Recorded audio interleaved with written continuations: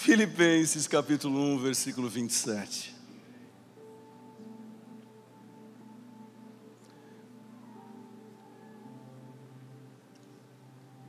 Não importa o que aconteça. Brasileiros que aqui estão, exerçam a sua cidadania celeste de maneira digna do Evangelho de Cristo,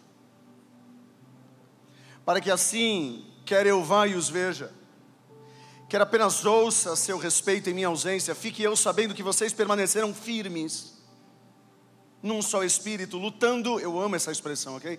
Lutando unânimes pela fé evangélica, sem de forma alguma deixar-se intimidar por aqueles que se opõem a vocês. Para eles isso é sinal de destruição, mas para vocês de salvação. Isso é da parte de Deus. Amém, amém e amém. Pai, que alegria para mim é poder pregar o Evangelho pela 4ª vez esse dia. O Senhor sabe que meu físico está um pouco cansado, mas o meu espírito está renovado. E me dê capacidade para comunicar da melhor maneira possível o Teu Evangelho, mas também não adianta eu falar bem, Pai, inspirado por Ti, se os Teus filhos e filhas não abrirem o coração. Então pregação, Deus, é de fato uma via de mão dupla. Não adianta apenas sermos ouvintes, precisamos praticar. Que saiamos daqui pessoas melhores, cristãos melhores, mais responsáveis com a vida cristã, mais dignos da fé evangélica. Obrigado por essa multidão que veio ouvir a Tua voz hoje. Em nome de Jesus, Teu Filho, oramos e Te agradecemos. Todos digam, podeis assentar. Muitas gracias. Thank you very much. Muito obrigado. Acabou.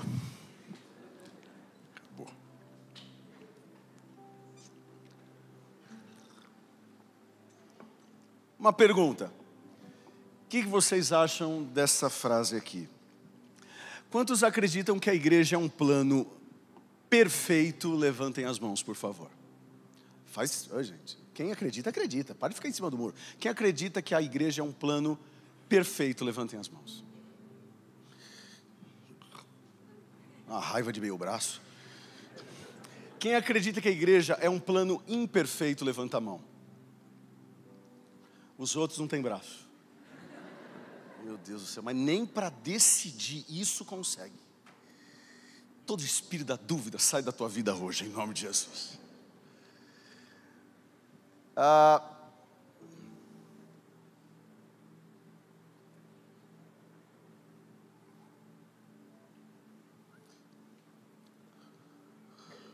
gente chega lá.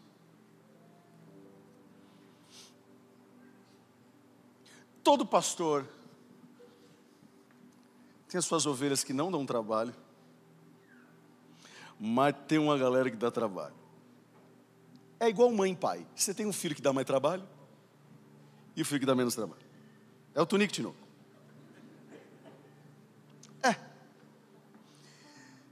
E é óbvio, se você perguntar para um pai, no mínimo coerente, qual você ama mais? O que ele vai responder? Teoricamente, amo os dois.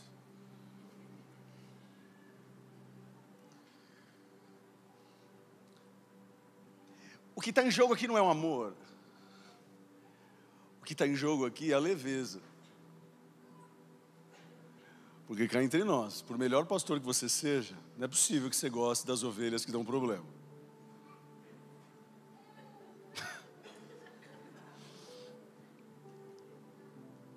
Ei, eu gosto das ovelhas que não dão problema porque elas me recarregam as energias para eu cuidar das que têm.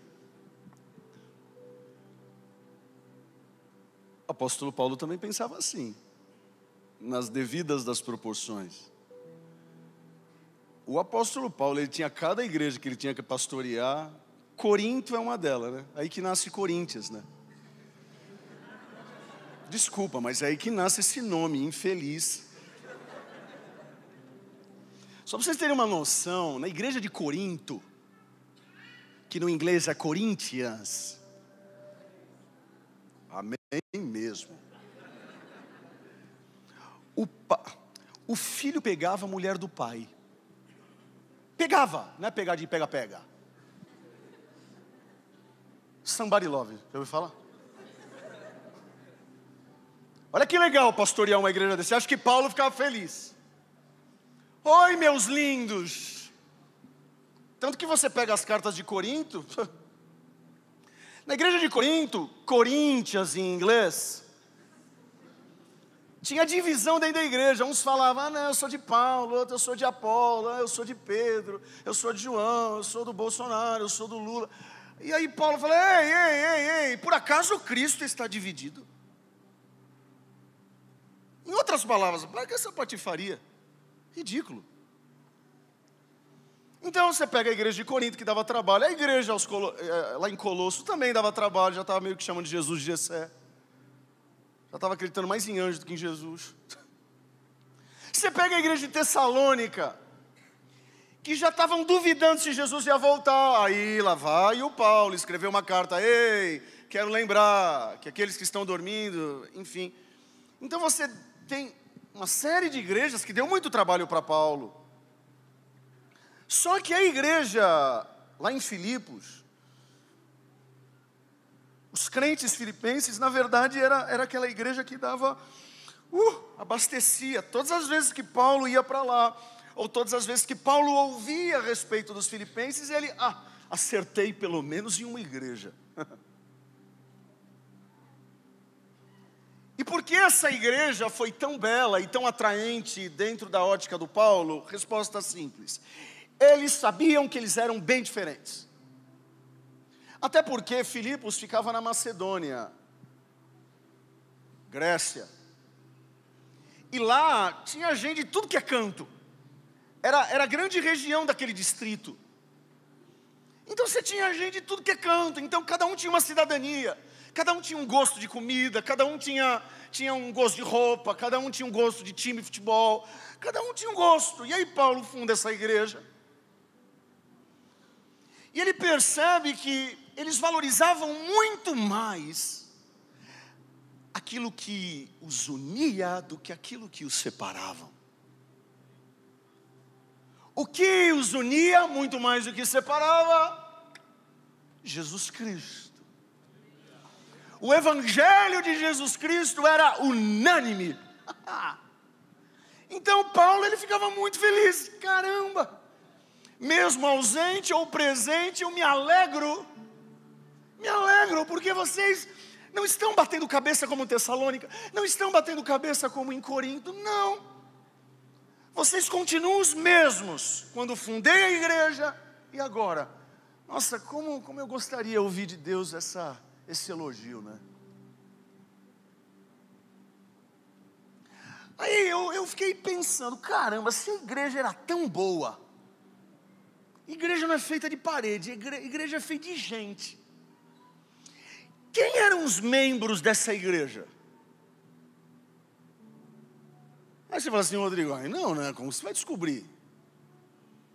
Mesa branca, sei lá, tentar fazer árvore genealógica.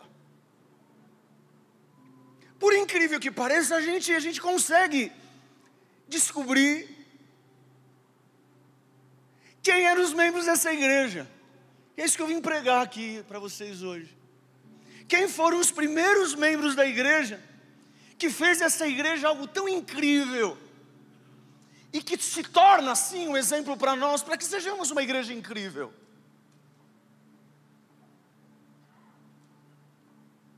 Para nossa surpresa, não está escrito na carta aos Filipenses quem eram os membros, está escrito em Atos. Acompanhem comigo Atos 16, versículo 12. Olhem só, dali partimos. Por que está no plural? Porque Paulo não está sozinho. Está o Batman e o Robin, Paulo e Silas.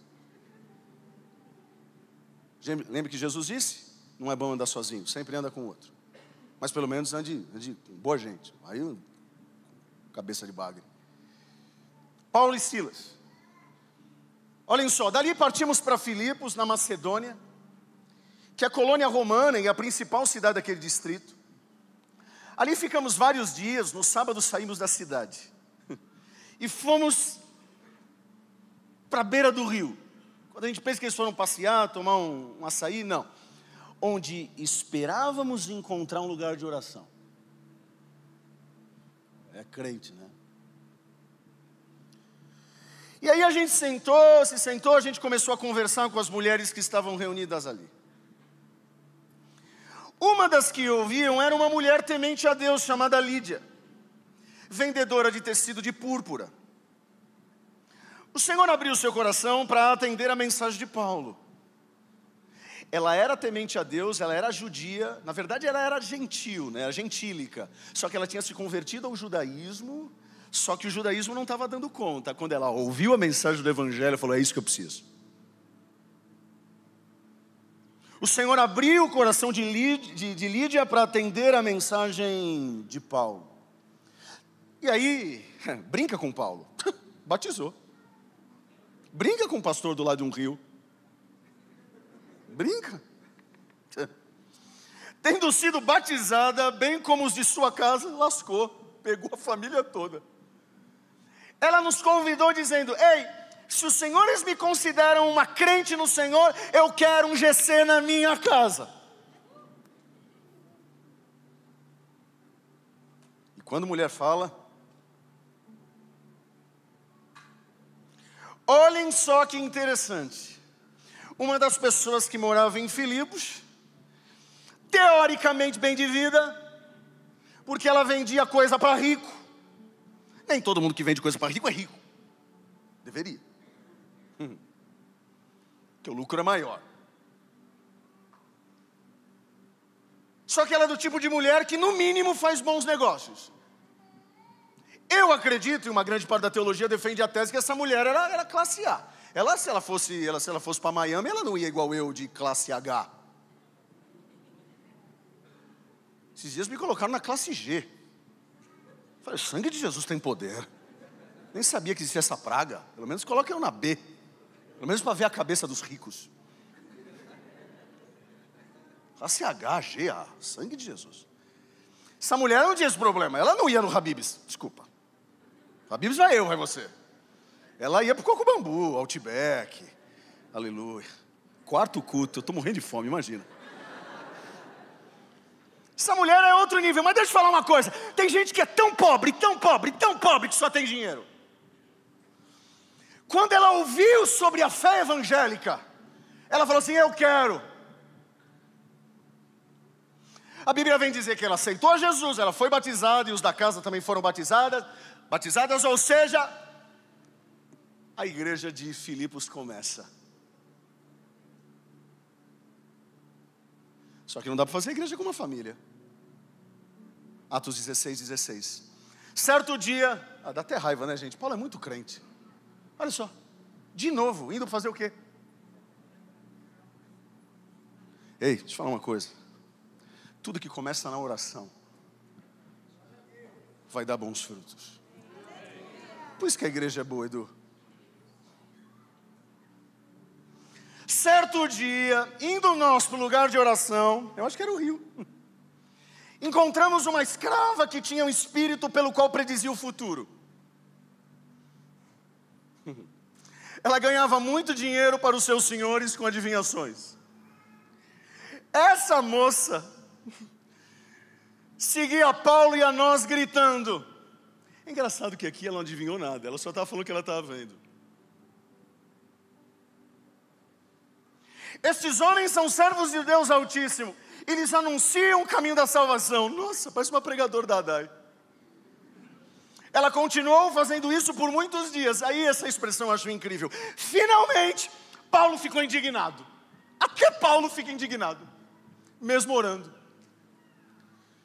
Paulo ficou indignado, voltou-se e disse ao Espírito. Ei, ele não disse à mulher, ele disse ao Espírito.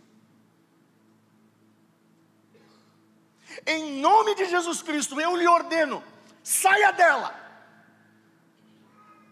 Tem gente que vê a pessoa endemoniada, ao invés de expulsar o espírito, expulsa a pessoa. Sai da minha vida que você não merece. Ei, ela merece, é o espírito que não merece. Quando Pedro estava endemoniado, olhem só. Fala para a pessoa que está ao teu lado, já ouviu falar que Pedro um dia ficou endemoniado? Isso não é muito forte? Se eu falasse para você que um dia você ficou endemoniado, Você fala, sangue de Jesus tem poder, pastor. Tá bom, se você nunca ficou endemoniado, eu também acho que não. Mas Pedro ficou. Ei, quando Pedro ficou endemoniado, ele expulsou o espírito que estava no Pedro ou expulsou o Pedro? Ele disse, para trás de mim, Pedro, você fica. No mesmo instante o espírito a deixou.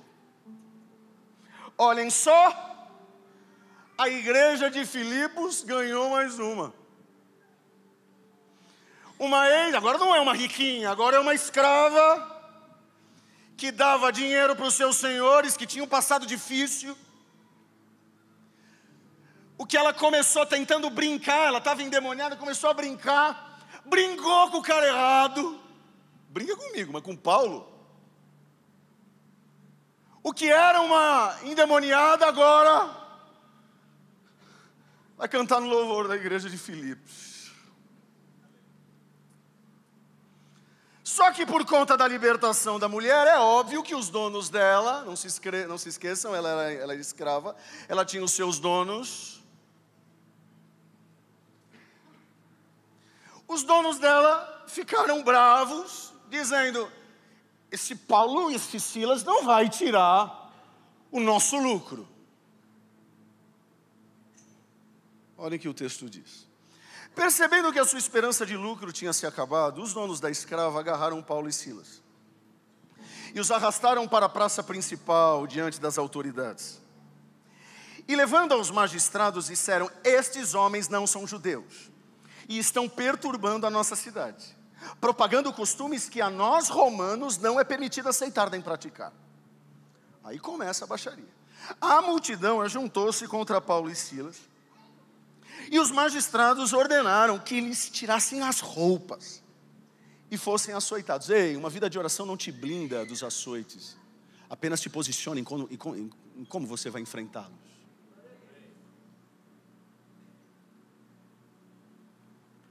A multidão ajuntou-se contra Paulo e Silas, os magistrados ordenaram que lhe tirassem as roupas e fossem açoitados.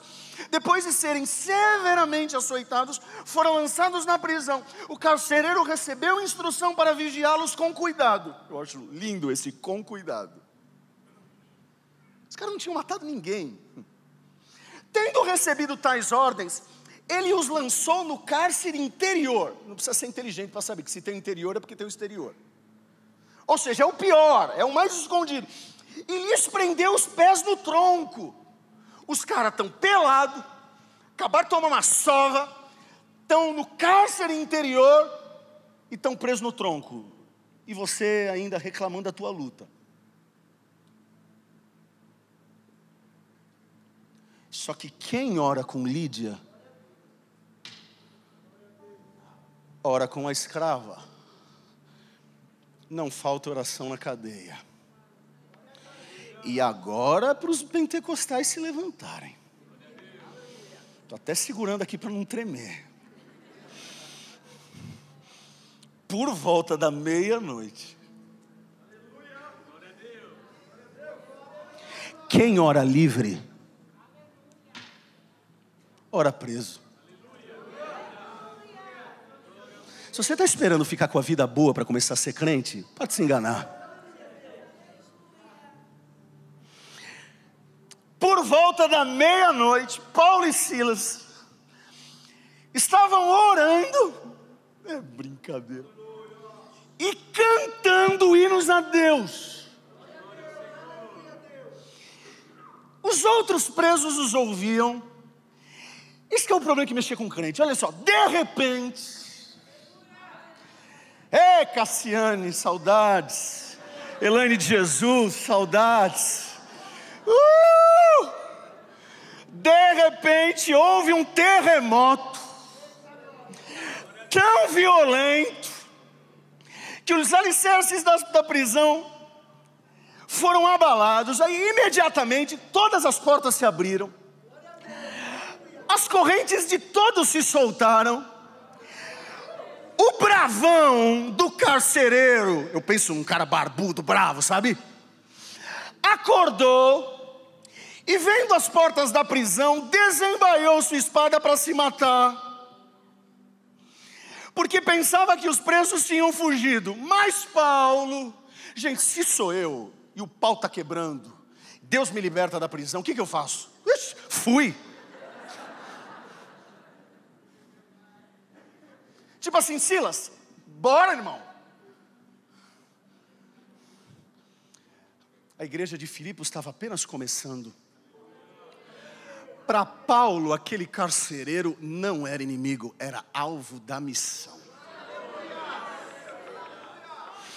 Mas Paulo gritou: ei, não faça isso. Estamos todos aqui. Paulo é tão crente que já está liderando a prisão. O carcereiro pediu luz. Ele que mandava, como que ele pediu luz? Tipo, não tinha celular.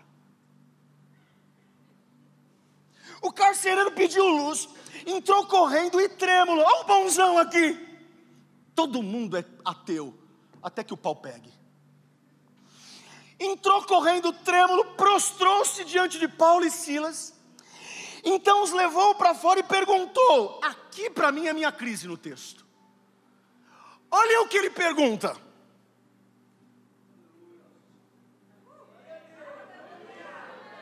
Renato, quem falou para ele sobre salvação? Eu gosto desse glória a Deus. Eu gosto, é gostoso de ouvir. Quem fala? Ei!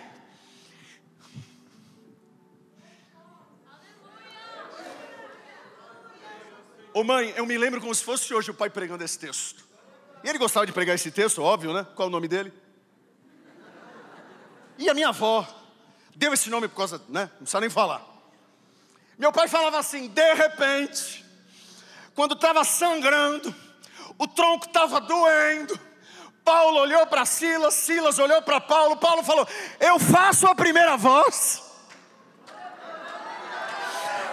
Silas faz a segunda voz. Aí eu acho que Silas perguntou para Paulo: Paulo, qual é a música? Aí é que nasceu a música lá do Silvio Santos. Qual é a música? Eu não tenho dúvidas que a música é Jesus Cristo salva, Jesus Cristo liberta. Essa é a única explicação.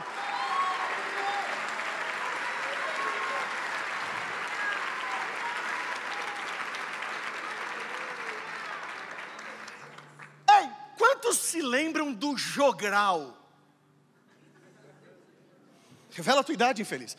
Quantos se lembram do jogral? Ei, se você não se lembra, você é Nutella.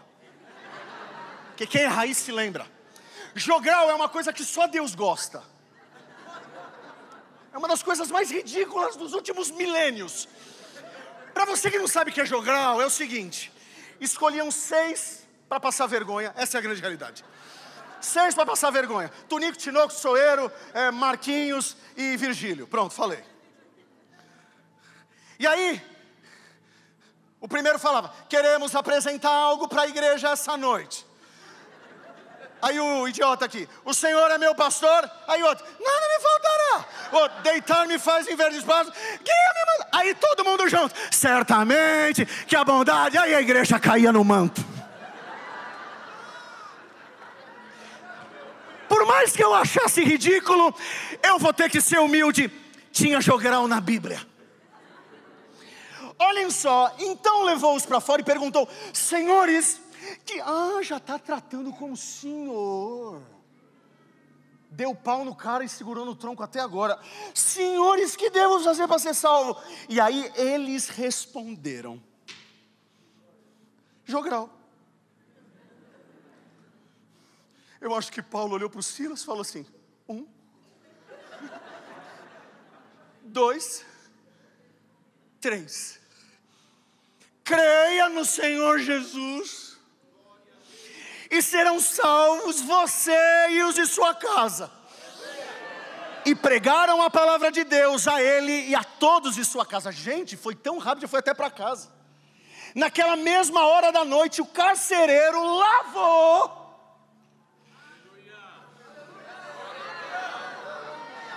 Em seguida, todos foram batizados. Brinca com Paulo? Então os levou para sua casa, serviu-lhes. Não, mentira. Serviu-lhes uma refeição. E com todos em sua casa alegrou-se muito. Mais um grupo de conexão em Filipos. Agora a igreja está maior. Tem uma ex-riquinha ou riquinha. Tem uma ex-endemoniada. Agora tem um brutão. Mas tudo isso com oração. A pergunta que não quer calar: o que esses 3 grupos tinham em comum?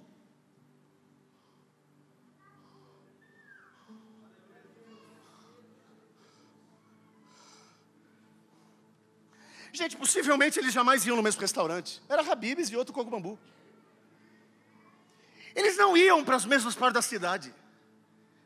Um ia para Oscar Freire. O outro ia para Juntas Provisórias. Quando eles iam se ver? Um gostava de ouvir música clássica, o outro gostava do pagode. Contudo, o que os uniram? O que os uniram? O que os uniram? O que os uniu? Foi. Foi uma coisa. Olhem só o que um teólogo disse, D.A. Carson. Ele disse o seguinte: a igreja é constituída de pessoas muito diferentes. O que os une não é o mesmo nível educacional, uma mesma raça, um mesmo padrão de vida, uma mesma posição política, uma mesma nacionalidade, um mesmo sotaque, o mesmo emprego ou qualquer outra coisa. Os cristãos se unem porque foram todos salvos por Jesus Cristo. Desculpem os corintianos, são um bando de gente diferente que se amam por causa de Jesus. Em outras palavras, nada é mais forte que o Evangelho de Jesus Cristo. Agora, uma coisa que eu acho interessante nesses aqui é que por mais que eles tivessem sido salvos individualmente, eles já aprenderam que não se vive uma fé individualista.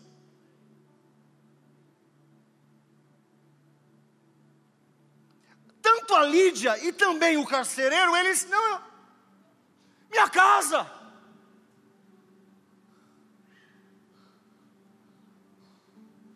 Aí faz sentido aquilo que nós lemos. Não importa o que aconteça, exerçam a sua cidadania de maneira digna do Evangelho de Cristo, para que assim, quer eu vá, os veja, quer apenas ouça ao seu respeito na minha ausência, fique eu sabendo que vocês permanecem firmes num só Espírito, lutando unânimes pela fé evangélica, sem de forma alguma deixar-se intimidar por aqueles que se opõem a vocês. Para eles isso é o sinal da destruição, mas para vocês de salvação. E isso vem da parte de Deus. Ei, quando eu olho para a igreja de Filipos, eu aprendo 3 princípios. Primeiro princípio: uma igreja local, em uma igreja local não é permitido o uso de máscaras.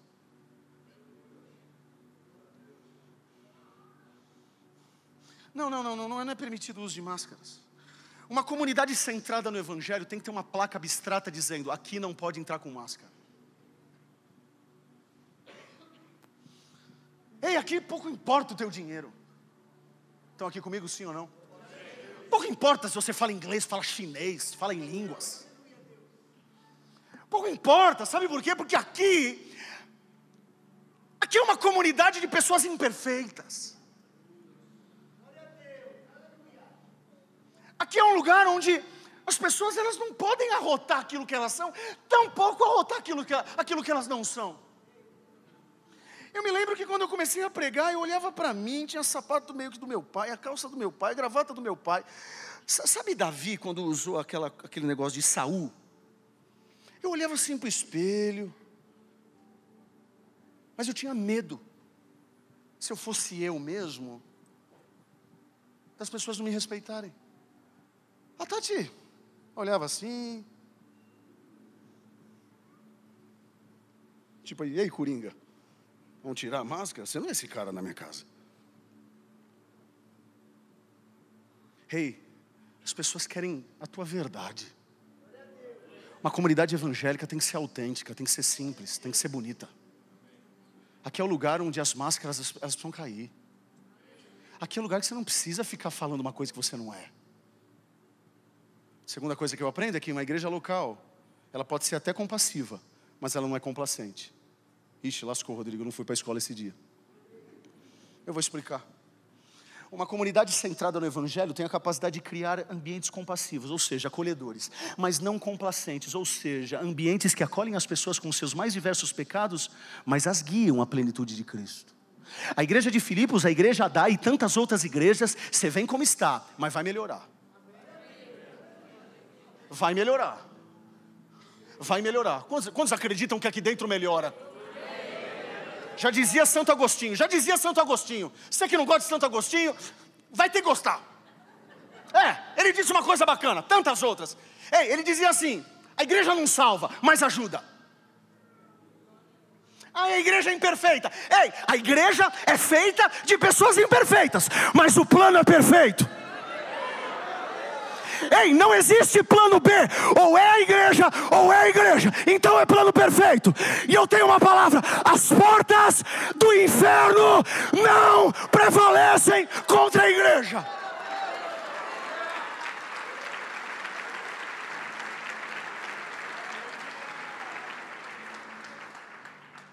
Aqui as pessoas vão chegar destruídas, elas podem até permanecer destruídas, mas o caos que elas têm de destruição, elas não podem contaminar as outras. Não é a constância da tua prática de pecado que vai reverberar isso na igreja a ponto dos outros quererem pecar. Não, a igreja de Filipos e a igreja Adai e tantas outras igrejas, pecado é pecado, pecador é pecador. Podemos ser compassivos, mas não seremos complacentes. Terceiro e último, a igreja local é onde as necessidades são supridas. Hoje, fiquei muito feliz. Uma pessoa pediu um conselho para mim. Uma salva de palmas, por favor.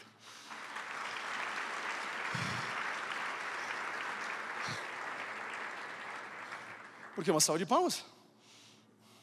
Porque as pessoas não pedem mais conselho. As pessoas já vêm na minha sala já com tudo decidido.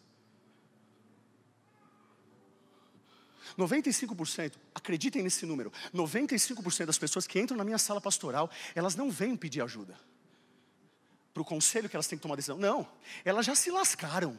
Elas só estão me comunicando para dizer o que eu vou resolver agora. Esses dias um casal chegou na minha sala, sabe o que eles disseram? Pastor, vou me separar. Sabe o que eu disse para eles? Parabéns, tem um cartório aqui de Ipiranga.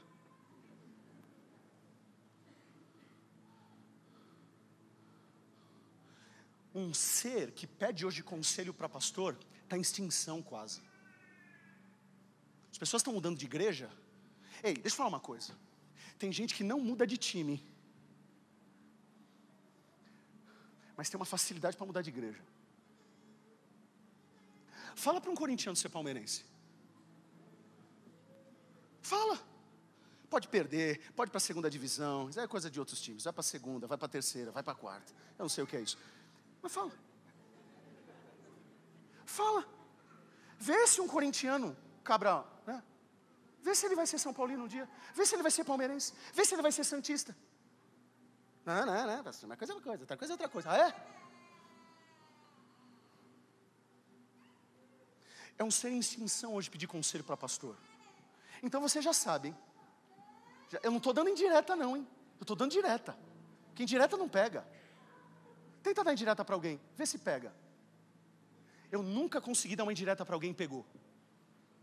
Então eu estou dando uma direta. Se você já está com a tua decisão, não me pergunte. Fala assim, pastor, só ora por mim. Eu oro. Hoje um senhor tem idade para ser meu irmão mais velho. Ele chegou, pastor, eu posso te pedir um conselho? Eu falei, obrigado, Jesus. Vou dar um conselho pastor, eu estou pensando em ser Uber. Eu falei, meu Deus, é extinção mesmo. Pedindo para pastor um conselho da profissão, meu Jesus. Eu falei, filho, tá com febre, tá com alguma coisa? Pastor, eu quero ser Uber, mas eu não conheço muito isso. O senhor acha que eu devo ir? Eu falei, não. Meu Deus. Aí eu cheguei, teve um doido aqui, que também é Uber. Ele entrou na sala, eu falei, é você. Senta aqui. Ei, 5 minutos que eles trocaram ideia, um ajudando o outro. Faz isso, mas não faz isso. Faz isso, mas não faz isso. Isso é igreja. Quando a gente fala aqui, ei, traz o seu quilo de alimento, porque a gente vai ajudar as pessoas que estão em Santos. Isso é igreja. Olha para a pessoa aí que está ao teu lado, vê se ela trouxe o quilo. Vê a cara que ela vai fazer. Essa cara de que esqueceu. Se você não sabia, é uma outra coisa. Ei, o meu arroz é o teu arroz. O teu feijão é meu feijão. A dor daquelas famílias em Santos é a nossa dor. Isso é igreja, esse plano é perfeito. Esse plano é perfeito. Ei, a minha oração é que a gente consiga valorizar o que Cristo deixou, Ele que instituiu a igreja. Não tem imperfeição no plano, nós somos imperfeitos, mas o projeto é legal. Sabe, eu não sei quais são as suas frustrações, mas eu acredito na igreja de Jesus Cristo. Se eu não acreditasse, eu não seria pastor. Eu acredito, eu sei que você também acredita. Talvez você se decepcionou, mas pouco importa o que passou. Você também decepciona. Mas maior é aquele que morreu pela igreja. Que as nossas diferenças fiquem sob a causa que é muito maior. Valorize a igreja de Jesus Cristo. Eu gosto de pregar sobre esses textos em cultos de ceia, para a gente valorizar o corpo. Em nome de Jesus Cristo. Nós não somos uma Colgate, nós não somos um Outback. Quais dessas empresas consegue salvar o pecador?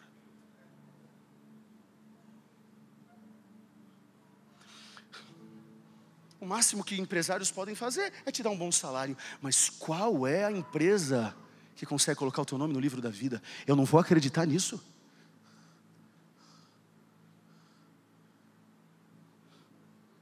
A minha oração é que a gente continue com a cabeça no lugar. Se nós queremos uma igreja saudável como era de Filipos, que Cristo continue sendo o centro das nossas canções. E eu termino aqui. Esses dias eu fui o idiota e coloquei no Instagram. Sabe aquelas enquetes? Aí o bobão aqui escreveu: pode fazer pergunta.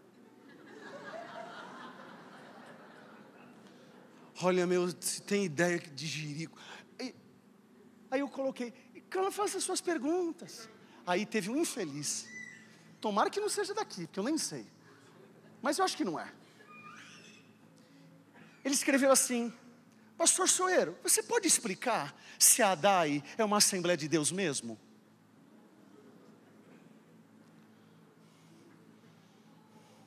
O Satanás aqui do lado, ele é teu inimigo, ele é teu inimigo, ele é teu inimigo, ele é teu inimigo. Aí o anjo, ele é alvo da tua missão, ele é alvo da tua missão, ele é alvo da tua missão, ele é alvo da... Eu falei: Jesus, tira isso aqui. Ele é teu inimigo, ele é teu inimigo, ele é teu inimigo, ele é teu inimigo.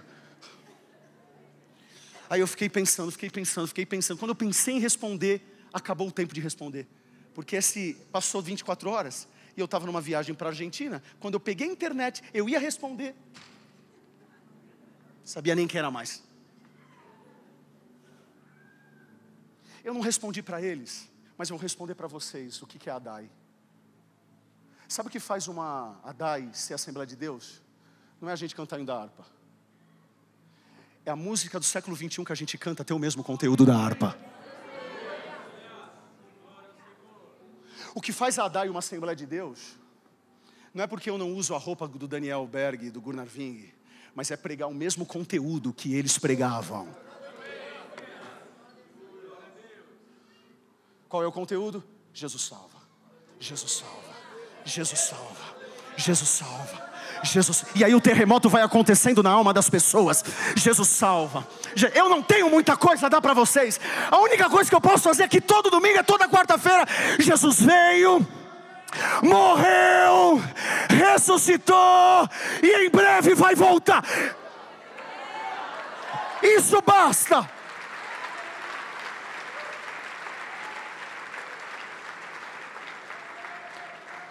Levante suas mãos aos céus, por favor.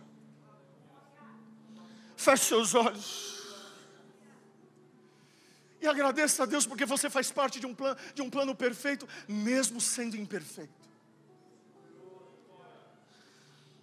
Agradeça a Deus porque você não faz parte de uma grande organização que apenas lucra no mundo. Não.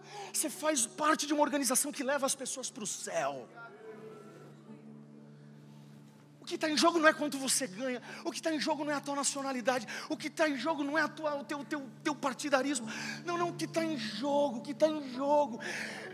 é que o nosso nome está escrito no livro da vida. E tem uma Lídia que está esperando a gente. Tem uma ex-escrava que está esperando a gente. E tem um carcereiro que está esperando a gente.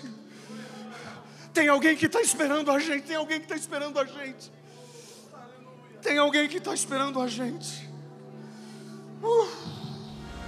Obrigado por ter estado em mais um culto aqui da ADAI. Espero que esse culto tenha sido muito abençoado e Deus tenha falado ricamente ao teu coração através dessa palavra. Não se esqueça de compartilhar com seus amigos e familiares e também de se inscrever em nosso canal. Se você deseja fazer uma doação para que a gente consiga continuar levando o Evangelho de Jesus Cristo aos 4 cantos desta terra, clica aqui nesse botão. Um beijão, que Deus te abençoe.